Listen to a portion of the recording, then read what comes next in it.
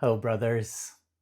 Today I want to talk with you about our sensitivities, these gifts that we inherently have that often can feel like detriments in our lives because it doesn't fit into the worlds around us.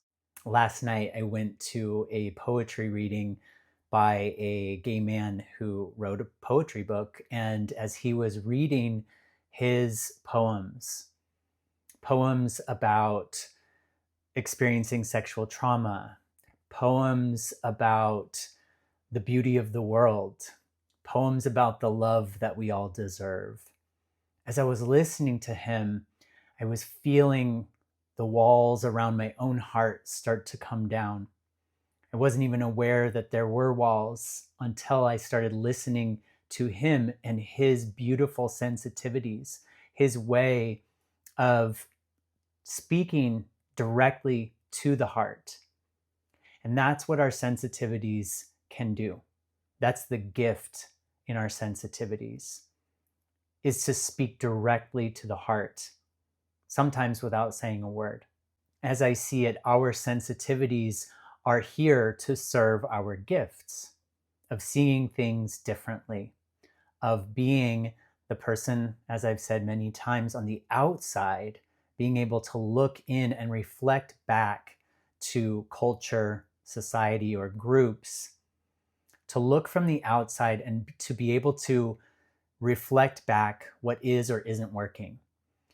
And without sensitivities, without heightened sensitivities, we would not be able to do that.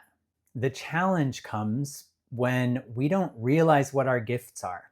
We don't have context for these sensitivities, and the world around us doesn't have context. And so we're stuck feeling like, ugh, I'm too much. No one understands me. If I really let myself be fully as sensitive as I am, I'm going to get crushed by this world.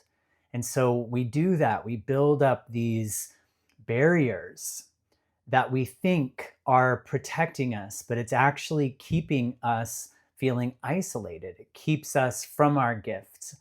It keeps us from the fullest expression of ourselves, which is really what we want. We want to be seen and known exactly as we are, but we can't do that if we have a wall around us. So there's this tension, this push and pull between wanting to be seen and wanting to be protected. In my own life, that has been the push and pull throughout, from childhood till now. Even now, when I sit down to record a video or I write something and post it on Instagram or in my newsletters, there's a pause, there's a moment of, it feels really good to express. And then when I post, there's a little moment inside where that sensitive boy goes, oof, I hope I'm not judged for being this sensitive, for expressing myself in a way that maybe I haven't allowed myself to before. I just never felt like I fit into a specific category. And so I was always looking for which box can I put myself in? Where do I fit? And like you, there isn't a box to put ourselves in. You and I are completely unique. And that uniqueness was probably used against us many times. However, when we start to love ourselves, when we start to heal, when we start to really accept every part of ourselves, that sensitivity, that uniqueness becomes our superpower. There's something within you that needs the sensitivities that you have.